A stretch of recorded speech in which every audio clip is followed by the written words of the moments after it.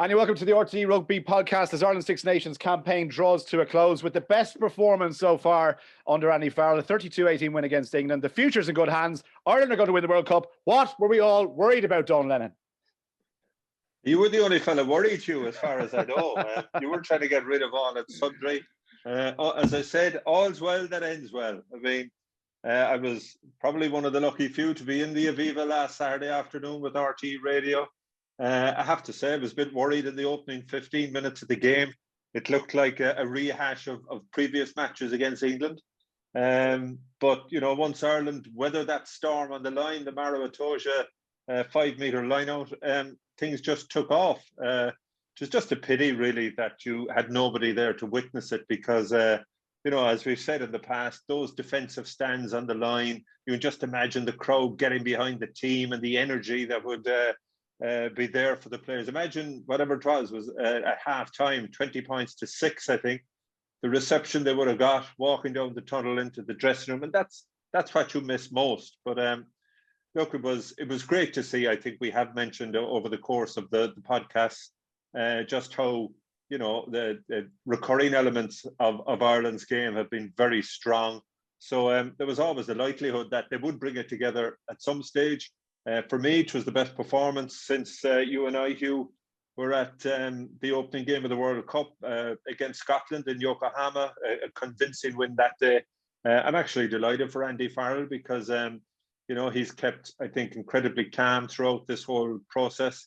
And it must be hugely difficult for him. I mean, he was only in the job a wet week when COVID arrived. So you're dealing with circumstances totally outside of the norm.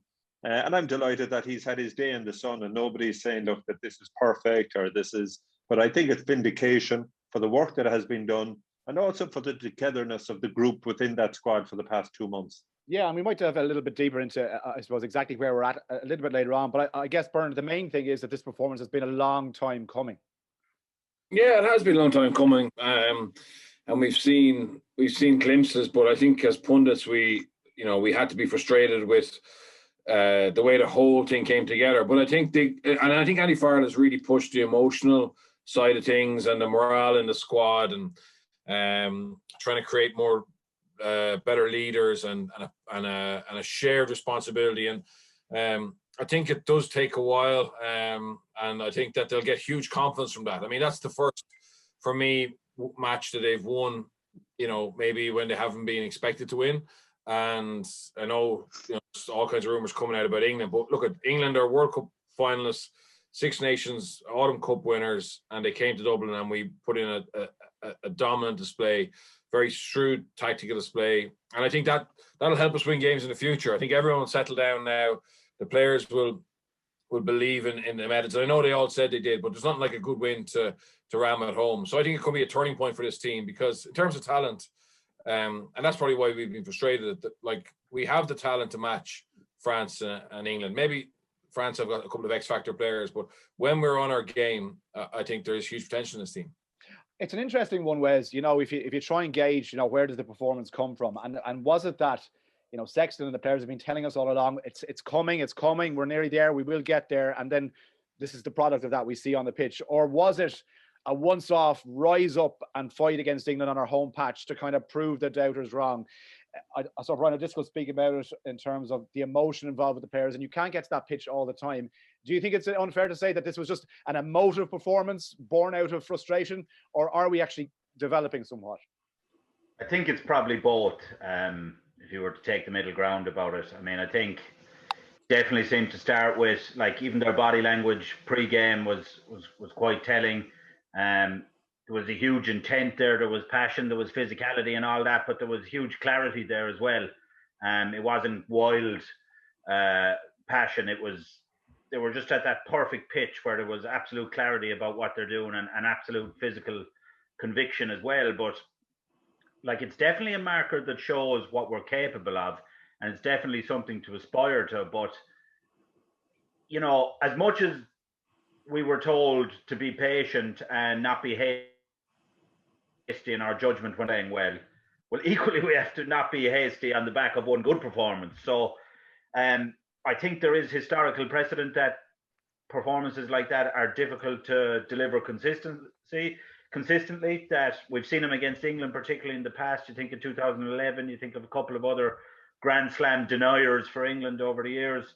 And I think particularly in a tournament situation, which we're obviously all building towards with a World Cup, reaching that pitch every week is extremely difficult and not really sustainable. So there's still a huge duty on them to continue to evolve other parts of their game and to have a kind of level of technical excellence that allows you to win games when you're not quite at that perfect emotional pitch.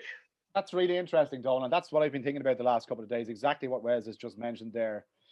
And I guess the frustrating thing is, on the back of such a good win and a good performance, we actually won't find out the answers to that for quite a long time now, because we're not going to have a same test like that for a long, long time.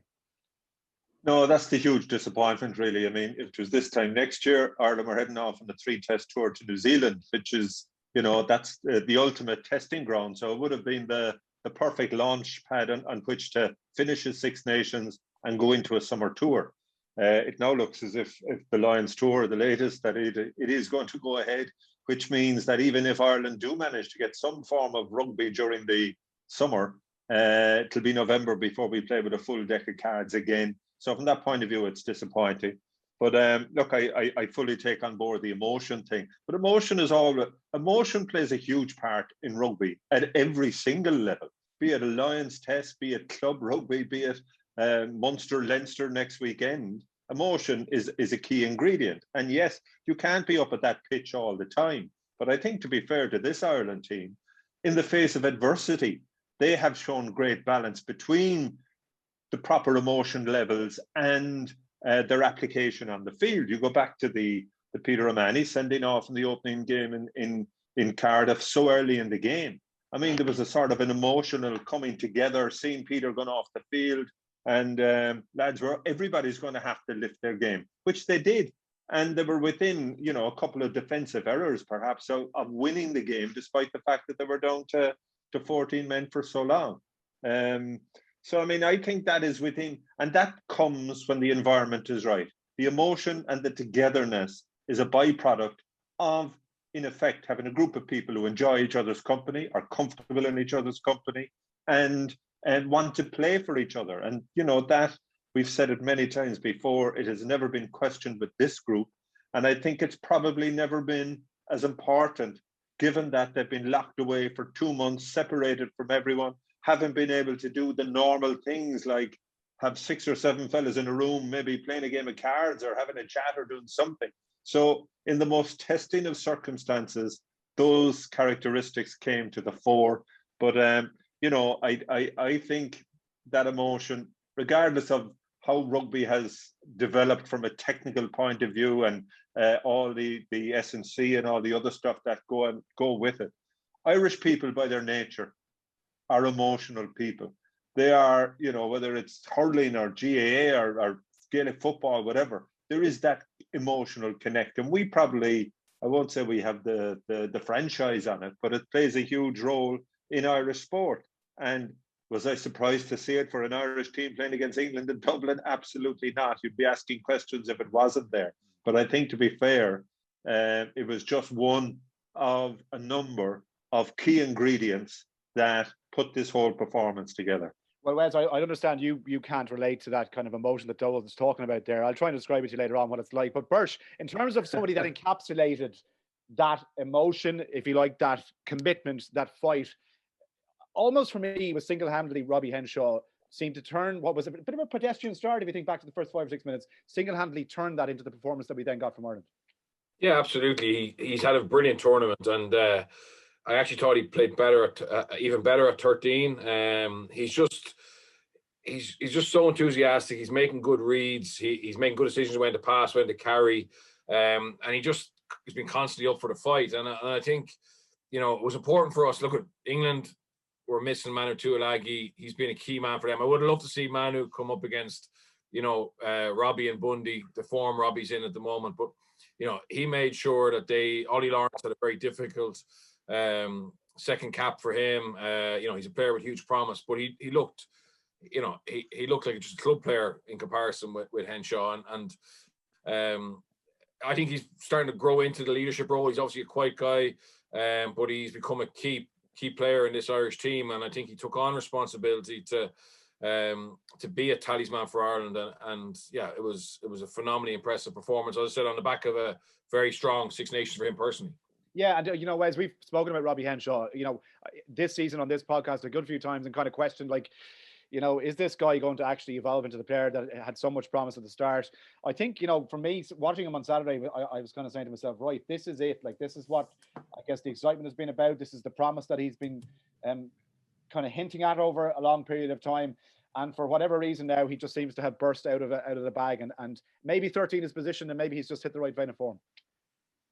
Yeah, I think, first of all, Birch's point is well made, that like there's clear evidence there that all England's best performances come when Tuilagi is absolutely at the peak of his powers, and he's kind of a transformative effect on the team in the same way we're talking about Robbie Henshaw having it. But like, I suppose he's become a talismanic figure over the last few, over this campaign particularly. Probably still haven't seen as much an attack out of him as maybe you would have hoped. Like, he's been very good, but you know, it's nearly his defensive work that's been more standout. But like, there was a number of very good individual performances. Obviously, the team is completely different with Tyke Furlong in it.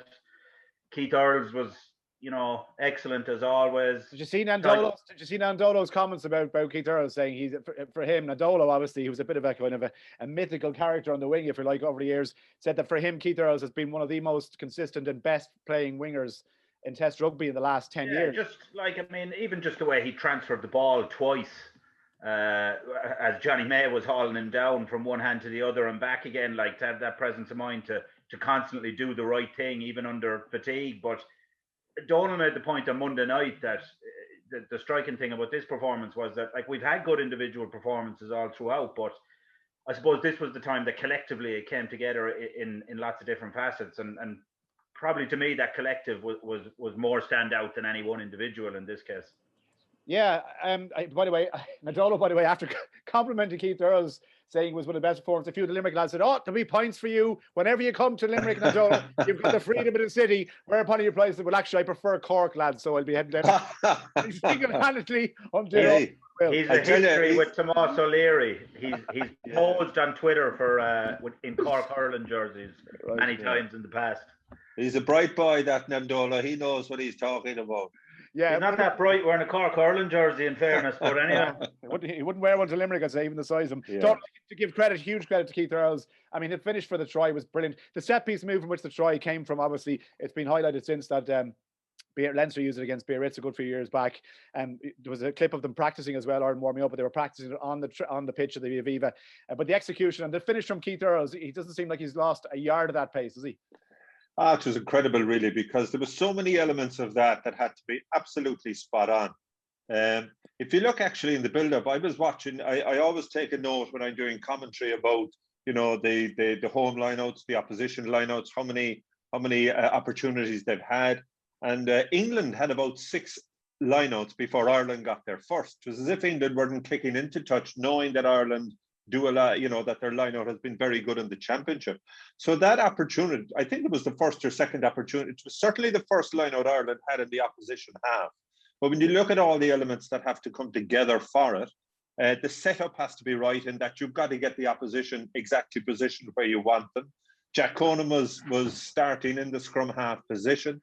The throw from Rob Herring, and it has to go in over the 15 metre, was absolutely on the money. Jack Conan, it's very difficult trying to do time your jump when you're coming in from the side, if you like. Obviously, then Keith Earls coming from the blind side, so easy to overrun that, or so easy to not be in the right position when the tap is, because to be fair to Jack Conan, there was a contest in the air. Tom Curry got back to actually contest for the ball. And took one of his hands down. He almost interfered with him, yeah. Exactly. So, I mean, not only do you have to win the ball, but you've got to tap it and control it with your wrist to put it forward into the gap between the next person at the back of the lineout for Keith Earls to get it. So everything to that point was brilliant. But Earls still had 35 metres to go. But But the way he just sort of changed gear, the way he kind of left Johnny May dead, everybody talks about May's acceleration, but you know, when he checked him, there was no way he was getting back into position to affect any sort of a tackle. So everything had to go right. And to be fair to everybody who was kind of intrinsically involved in it, they all got their roles perfect. So, I mean, it was a brilliant finish. But to me, I thought Earls was the try that was disallowed.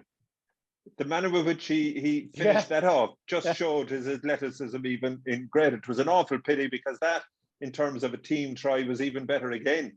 It's also actually second in the entire Six Nations in terms of the amount of dominant tackles made in this tournament, which for a guy that's kind of dismissed as being a smaller winger, shows his physical contribution has been huge. His breakdown work has been good. He was playing a first receiver the other day. Like, you've got to think he's played himself right into that Lions mix again now. Absolutely. Yeah, I'd say, look, there's no doubt about that. I think one of the things, I remember we used to have arguments with Ronan, well, not arguments, discussions over the years. You know, when Keith Earls went through a period there where he was either injured, by his own admission, everybody was telling him he was too small, so he was putting on weight, and you know, he got to the point of his career where he said, "Feck this, I want to play at the weight that I'm most comfortable with," and he's done that over the last 3 or 4 years of his career. A, he doesn't seem to have had any injuries, and B, he's playing the rugby of his life.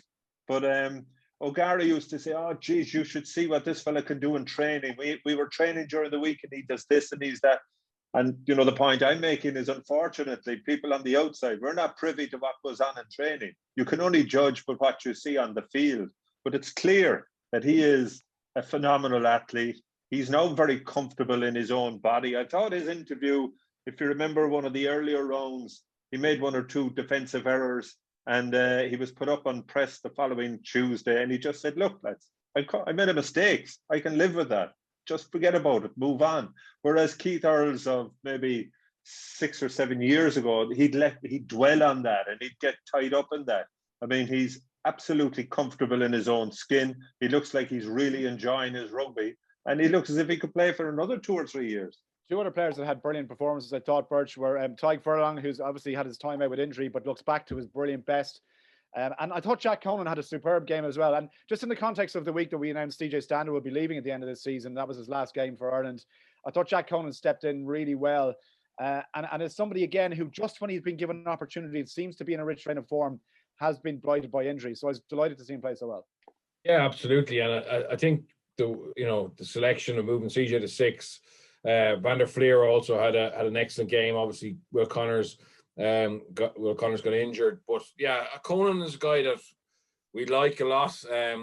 He's a very good ball carrier, probably more productive ball carrier than CJ in terms of meters per carry, but obviously CJ's work rate and amount of carries was phenomenal. But it's just a great reminder from him that he's there.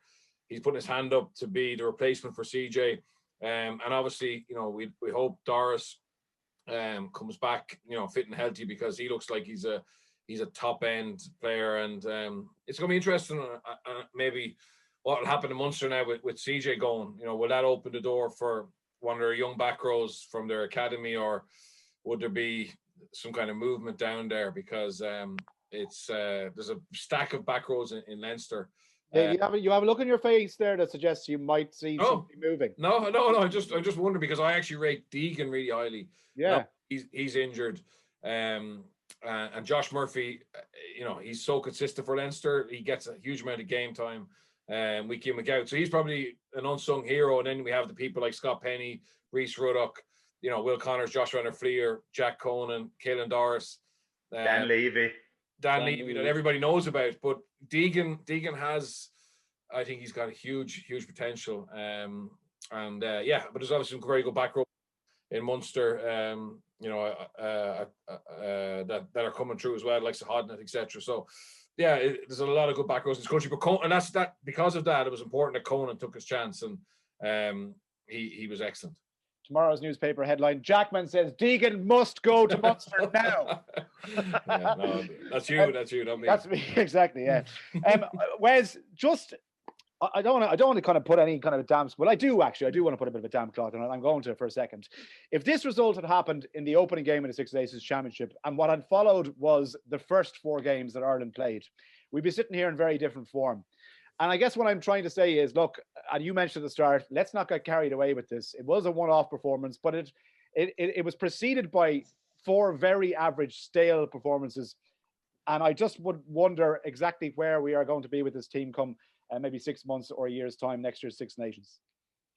But there's an argument that, like, if you wanted to take the most optimistic view of it, is that it changed the whole complexion of the tournament in terms of the loss to France lost to England. England were unlucky against Wales. We beat England. There's kind of a sense of there being nothing between any of the teams now, and I think there is an element of the tournament was played in such an unusual context in terms of no crowds and COVID bubbles and all the rest of it, that there probably is a little falsity to it, that maybe we'll only really learn the true pecking order next season when things come some bit back to normal, hopefully. But yeah, of course we'd be having a different conversation if this performance happened 2 months ago, but it didn't. It happened 3 days ago. So, you know, I don't know what you want me to say to that one. No, nothing really. I mean, look, from an English context as well, Donal, Eddie Jones, I know, is going to face the RFU Performance Review Committee. It's a second, 5th place finish in the Six Nations Championship under his watch.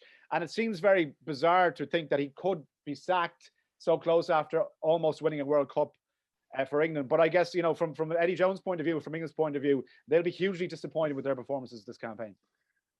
Yeah, they will. But look, it's Eddie Jones. He kind of digs a hole for himself all the time. I was listening to read something that Lawrence Delalio wrote, having interviewed Eddie Jones after the last World Cup. He's never stayed more than 4 years in any one job.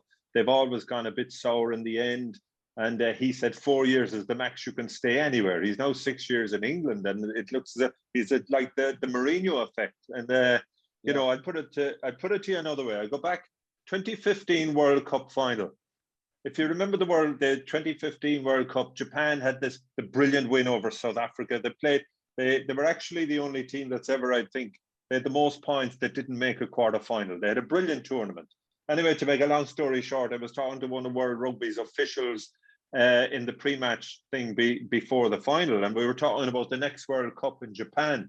And I said, God, I said, it's an awful pity that Eddie Jones won't be still with Japan, given all that he achieved, that he won't be with them for the next World Cup, especially when they're hosting it. And your man looked at me in horror. He said, absolutely no way. He said, if Japan had even won the World Cup in 15, there was no way they were having him back. They just had enough. And that seems to be the way that he operates. There's a finite period that you have with him, and that's it. I mean, he's lost the media in the UK as well. He came out in the build-up to the Ireland game talking about the rat poison that was being spread within the media. I thought Stuart Barnes had a great response to that in the London Times last Monday. But you know, Eddie digs a hole for himself. I think it's probably a bigger hole now than he's been in before. But I also get the impression with Eddie, if he got a payoff and he had $1 million in his arse pocket and he had to sail off into the sunset, he'd be more than happy to do so.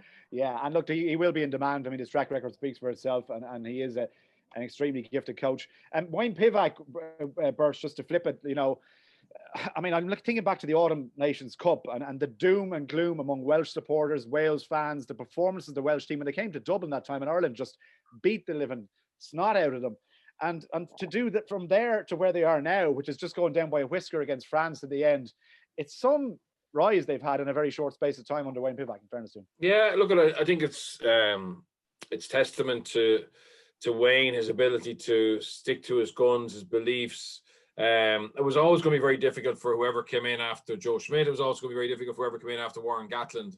I mean, you know, they both had very successful and long tenures for international rugby. And I think Wayne is certainly different. His culture and his environment will be different. He's very relaxed in camp, kind of similar to Farrell to a certain extent. It's all about the group morale, etc.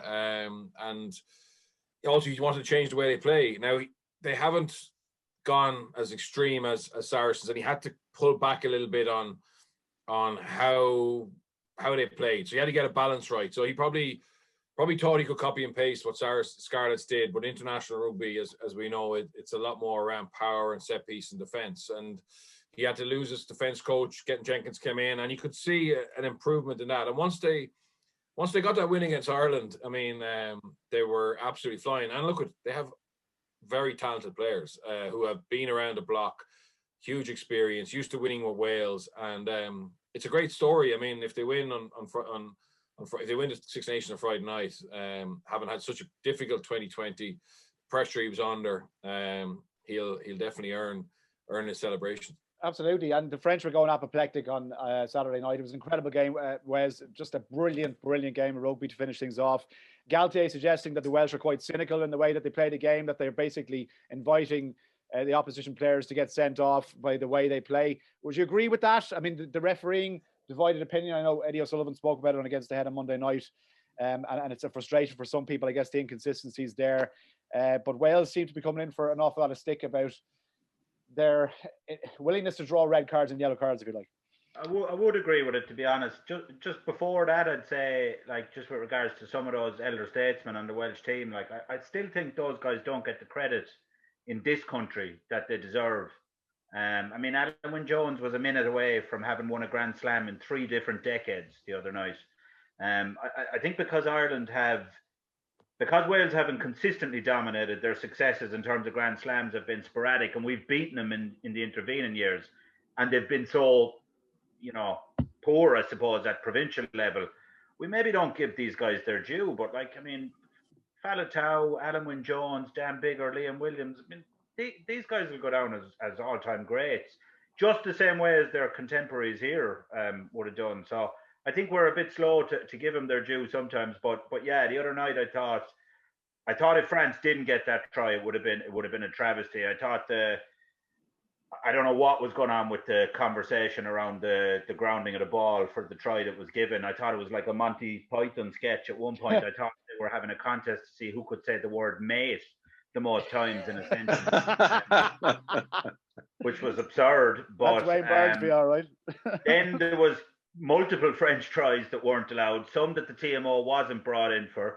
Then, if you'd remember, there was Ficou took a quick tap that he was called back for with about 3 minutes to go. Like, I just thought it was I thought if France hadn't won that game, we would have been talking about this for the entire week. And I do think, I don't want to say the officiating, but like some component of the laws and some component of the mechanism by which referees communicate and how long it takes. Like, as much as it was a very exciting climax to the tournament and a very even tournament, I think those concerns around the slowing or making the game harder to understand for the layman, coupled with the potential for the tournament going behind the paywall, would be enough for me that you would have to sound a note of caution about the future of the tournament as well. But are those delays in officiating, Wes, are they not worth it if the result is more often than not correct? In other words, do we? Yeah, but I mean that's presuming that they're all consequential decisions. But the sheer volume of penalties is another issue. I'm not just talking about TMO incidents. It seems at times, like particularly around the breakdown, we talked about it last week. But it seems like there's a penalty every other minute at this stage. Now, I suppose that France-Wales game and the England-France game the week before, I'm sure World Rugby will point to those as examples of what can be achieved if their plan, so to speak, came to fruition every week. But there's a lot of grey area or wiggle room where things can kind of go badly askew in that regard, I think. Perch?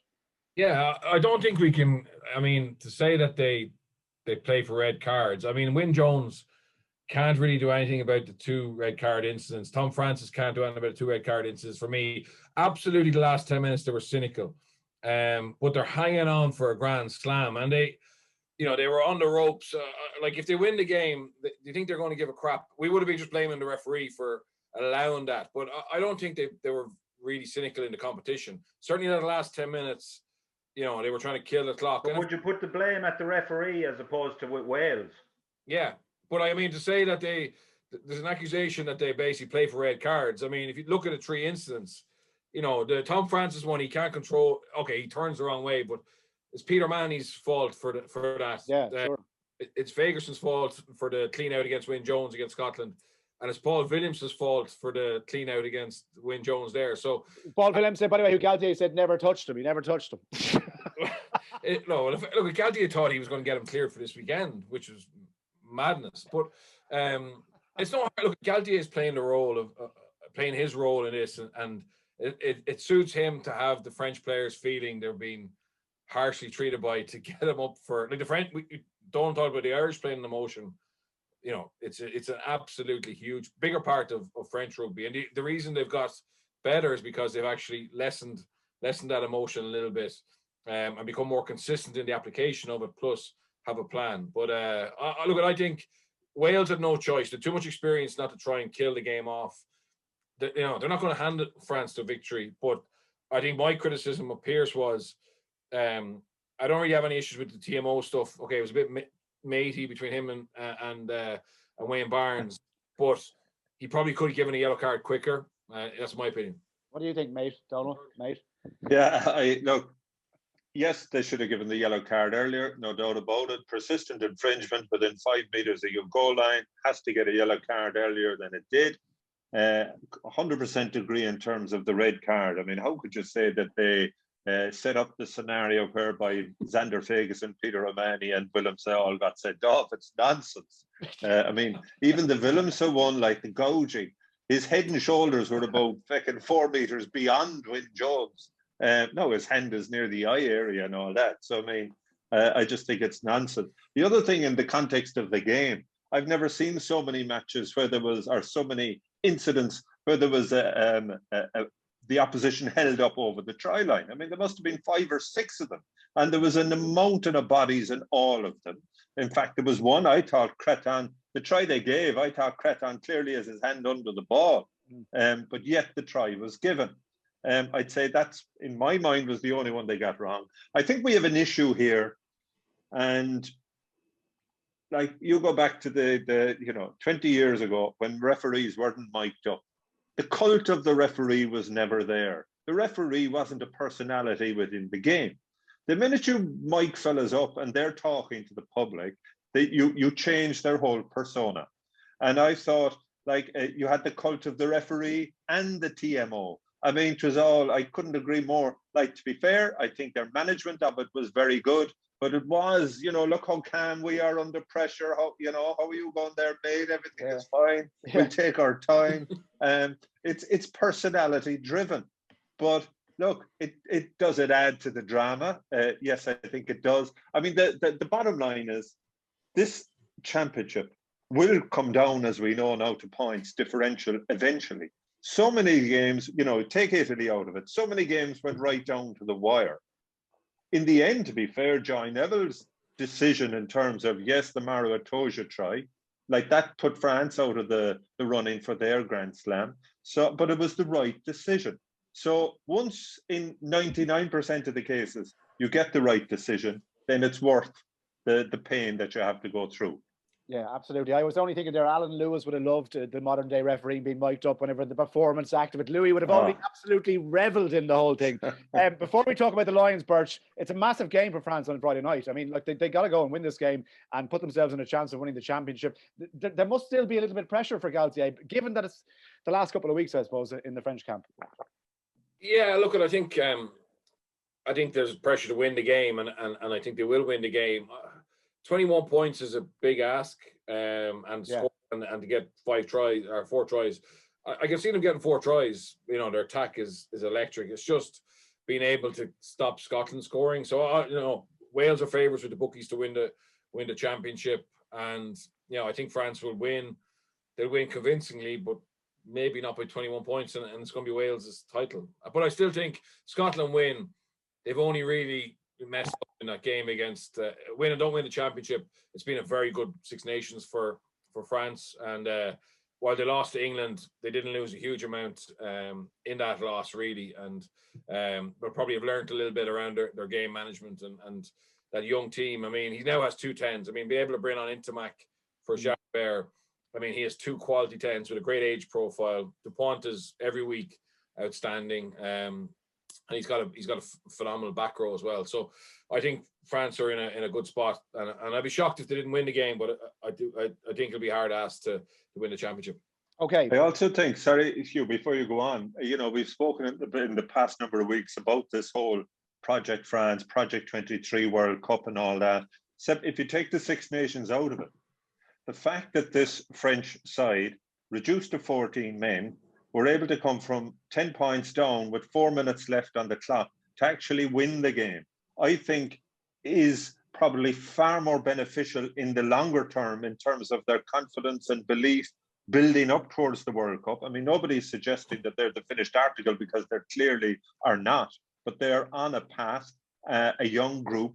And I think the manner of that win will stand to them certainly more than even lifting the trophy on Friday night if they were to manage the impossible. Just to be able to, like French teams in the past 10 years would have thrown in the towel in that game. So I just think the manner of the win in the end is going to be hugely beneficial to them on the road to the World Cup in 2 years' time. Donald, while I have you here, the Lions, I think it caught a few people by surprise this week that the tour is going to go ahead as planned. I saw comments by the Rugby Australia chief executive that he certainly didn't think it was feasible or that they would pursue it in South Africa.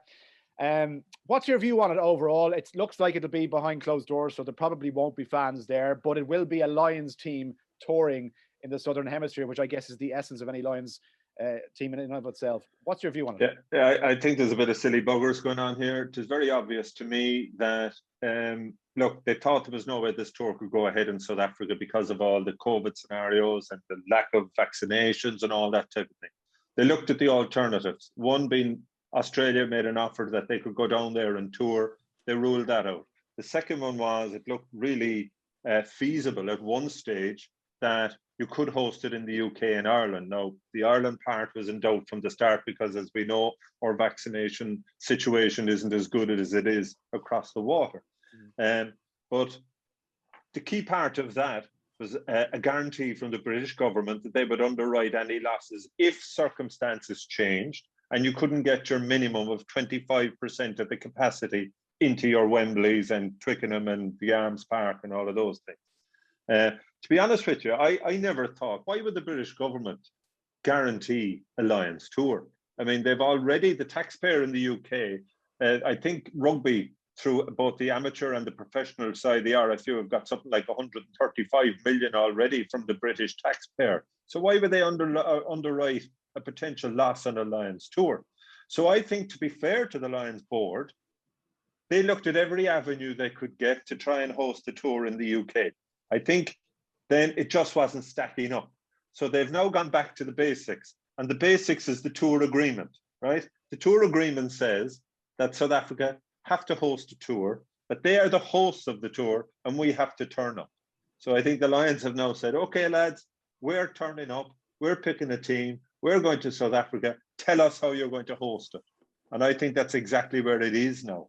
The bottom line is, I think it'll cost a minimum of 7 million to run the tour, right? If you don't have crowds and the sponsors aren't getting the exposure that they thought that they were going to get, well, then there is a very strong danger that the four home unions, they could lose their drawers in this at a time when, you know, all the unions are hemorrhaging money at the moment because of COVID. So they've passed the buck to South Africa, and South Africa are the host nation. So therefore, they're quite entitled to say to them, okay, lads, we're going to turn up. Tell us how you're going to run it.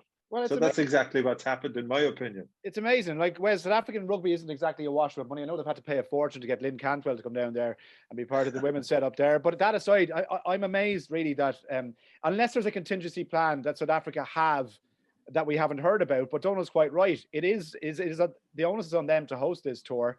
And the Lions have probably done the right thing by saying, right, lads, we're coming over. Up to you. Take it away. Tricky though. I mean, you're talking about committing players, certainly from Ireland, traveling to somewhere that you're not allowed to travel back into the country from. You know, the idea of going to South Africa, of all places right now, seems wildly irresponsible on any number of levels. Do I get from what you said, Donald, that You think that by Lions saying this is going ahead, like it's not by any manner means certain that this is going ahead. They have just literally absolved themselves of their own responsibilities. Is that what you're saying to me? Yeah, exactly. Like they're saying, well, look, we're picking a squad. You're the host nation. We're available to travel. So therefore, tell us how the tour is going to be put together. But Wes is absolutely right. I mean, from a player's perspective, they will have. It isn't so much that they're going to present a tour itinerary and say, well, we're not now going to play in 8 different venues. We're going to play in 4. They're going to have to. If I'm a player, I want some comfort that if I'm going to South Africa, how is this going to operate? Am I going to be trapped in a hotel for another 2 months on a tour in South Africa that I can't go outside the door and have a coffee? Wow. Are they going to vaccinate all the players, for argument's sake, before the UK players, players from England and Wales may be vaccinated by that period, but there's no guarantee that Irish players would be. So do they jump up? There's a whole host of issues, Hugh, that are being talked about here. The bottom line is that all the alternate issues in terms of hosting in the UK or Australia, they've run out of time because you can't organise a Lions tour in 3 months. Yeah. So therefore, that window has now closed. They've gone back to South Africa and said, okay, boys, tell us what you're doing and we'll turn up. Yeah, Bertrand, maybe you and I hold off buying our Factor 50 just for the time being. The 2 lads will be grand in the sunshine in South Africa, but you and I maybe hold off for a while. But it's a right mess, though, isn't it? I have to have the blind closed. I have to have the blind closed in my house in March, in March. Hey, wearing t-shirts here in Cork. It's beautiful down here. Yeah, look, I'm wearing a hoodie still. But look, it's a mess, Bernard. I think that the fact that it's been allowed to get to this stage so late on as well has been a bit of a disaster. We're now very, very close to actually, having to see a timetable of some sort. It's the whole thing's a mess.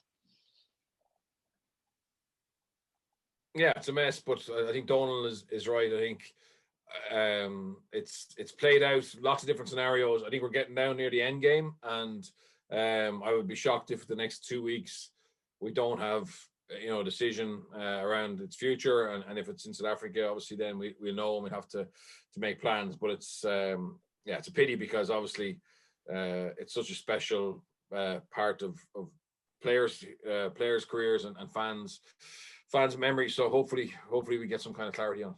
Yeah, Munster Leinster this weekend, Wes. Looking forward to have to say it does look like most of the big players will be available.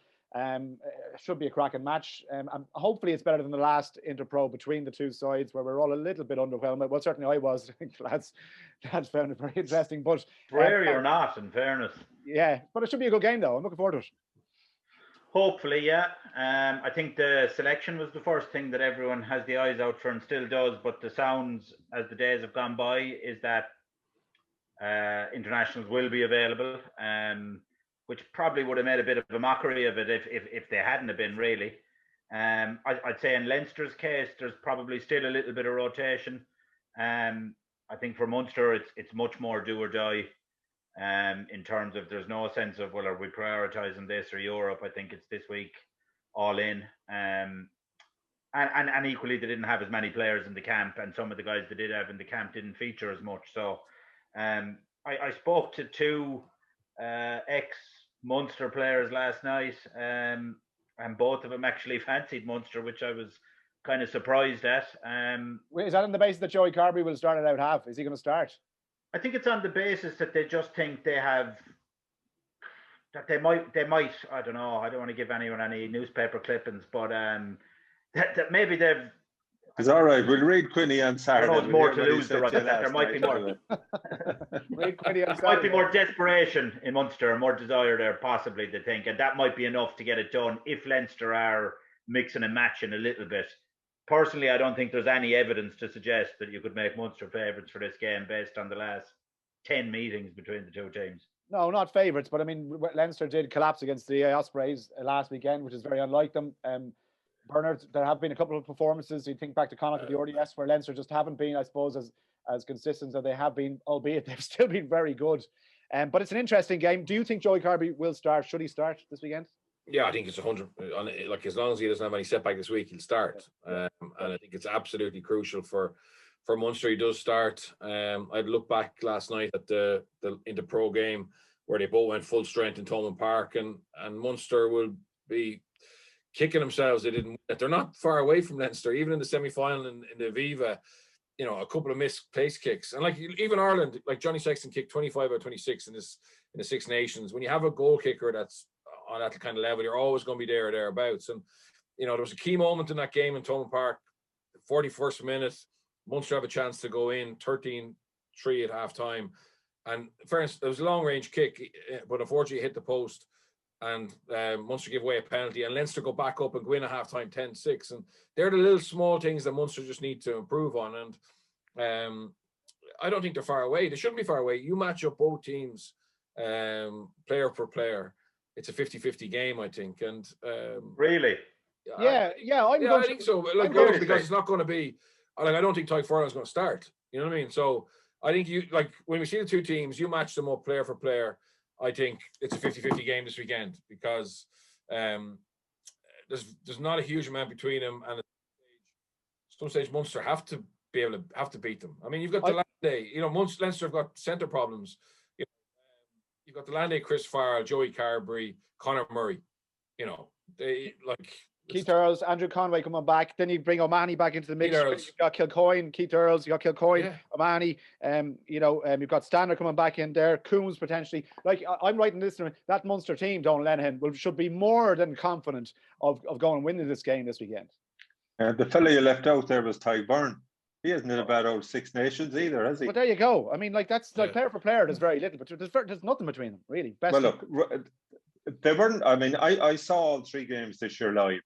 The first game, if you remember, go back to August, I think Munster lost by 2 points. It was a fantastic game. We had no right to expect a game. It was the first game out of lockdown. It was brilliant. The second game, the semi-final of last season's, even though it was only in September, it was last season's Pro14 semi-final. Munster didn't execute well that day. That was the day they're kicking. They just kicked too deep, and Leinster knew what was coming. The third game in Thomond Park just after Christmas, Munster had that opportunity, but as Bert rightly says, they didn't extend their lead before halftime when they needed to. They made one or two poor defensive reads, and that's the trouble with Leinster. You only have to present them with one or two opportunities and they'll take it. I was also at their game against Connacht, if you remember, where Connacht nearly came back to beat them in the Pro14 in that key match because they were 1 and 2 in their conference. I thought Munster that night, if I was to be critical, yes, I thought their attack play was better. They played the ball out of the tackle better, but they were very lateral. While they were going through a number of phases, they weren't actually stressing the Connacht defence to a huge degree. But I think Joey Carberry will add another. He has to add something to the attacking quality of that backline. You look at the break and the Shane Daly try that night against Connacht. I mean, and he's played well every time he's come on since then. There's no question in my mind, and this is where it comes down to mindset. Leinster, have they won the last 3 in a row, is it? Certainly the last 2, if not. I think it's 3 in a row they have. There is no question or doubt in my mind that while Leinster, of course, they want to go out and win another Pro14, the game against Toulon the following Friday night and Champions Cup is their real priority. And I think even though every international is available, that will be reflected in the selection that they make. Now, if I'm in Leinster's shoes, I'm able to tweak that to my advantage to say, lads, all our internationals are available, but to the boys who beat Ulster up in Ravenhill to get us here, we're looking to you to perform this week. So they're putting responsibility, not maybe only 3 or 4 of those players or whatever, but they will have a mix. Whereas I know with certainty, Munster's preparation this week it's Saturday. There's no tomorrow after Saturday. Even though they have Toulouse and Thomond Park in the Heineken Cup the following week, that's not even on the radar. If they were presented with the opportunity of winning the Pro14 here and now and beating Toulouse and moving on to the next stage of the Heineken Cup, there is no doubt in my mind which they would go for. So I think that slight differential in terms of your approach, maybe it may give Munster some kind of an advantage. But on the flip side of it, if Munster don't come through and they lose, and it's a Leinster team that have decided themselves to rest Johnny Sexton, to rest Tyke Furlong, and maybe one or two others, well, then it'll even be worse from a Munster point of view. So that's why I think it's going to be such a fascinating game. I do think the gap is closing. I just throw somebody else in the mix. Somebody that I was critical of for a long time was Jean Klein. Jean Klein is playing the best rugby. He's playing way better rugby now than he is when he was selected to go to Japan for Ireland in the World Cup. That wouldn't be hard, in fairness. Well, no, stop it. But you put him and Ty Byrne in the second row, and you now have Peter O'Mahony, CJ Stander, and Gavin Coombs in the back row. Yeah. I don't know. Dave Kilcoyne is the only one there's a slight concern of. It doesn't matter whether they start Archer or John Ryan. Equally, they can both do a job. It's going to be a fascinating contest from that point of view. It is. And Wes, last word in the Munster game, I'd love to see Andrew Conway start at full back. Nothing against Mike Haley. He doesn't do a lot for me. Especially with the question now of whether Simon Zebo will come back into Munster next season. There's a lot of speculation, obviously, that he's going to leave Racing and come back to Munster, which would really bolster the back three. I'd love to see Andrew Conway get a run at full back, I have to say. Yeah, it won't happen, though. They've been very... Yeah, why though? Why have they stuck with Mike Haley? Haley's been their man all the way through. I would have gone with Conway or even Darren Sweetenham way back at the start of the season, the start of last season as well. But I mean, and I do think, in fairness, Haley's performance has improved over the last month or two. No question in my mind. I think Simon Zebo improves that back three without a doubt. But I don't think Simon Zebo improves that back three at the wages he's been paid in Racing at the minute. Yeah, I suppose that's the big sticking point. Right, lads, cracking games to look forward to. Obviously, commentary from Michael and Donal on the Pro14 final this weekend. I should mention as well that Adam Griggs named the Ireland women's squad to compete in the Six Nations with live coverage down on RT2 television. 5 debutants, including a couple of players from the Sevens squad. Amy Lee Murphy-Crowe is one of the top try scorers on the women's Sevens circuit, and she's coming in to potentially make her debut when Ireland open their campaign against Wales on the 10th of April at the Arms Park. So keep an eye out for her and Avon Parsons on either wing for Ireland. It's a big year for the Irish women's team, obviously in the context of trying to qualify for the World Cup as well, which has been postponed, we know, but in terms of putting performances together, booking their place in New Zealand for this time next year, and the condensed version of the Six Nations Championship, as it were. Wales first up, followed by France away the following week, and then the playoff matches depending on how they do as well. Live coverage on RT television for all of those women's Six Nations matches as the championship progresses. And with thanks to Bernard, to Donal, and to Wes, enjoyed your company as always, lads. We will talk about the Munster-Leinster game next week on the podcast. Until then, take it easy.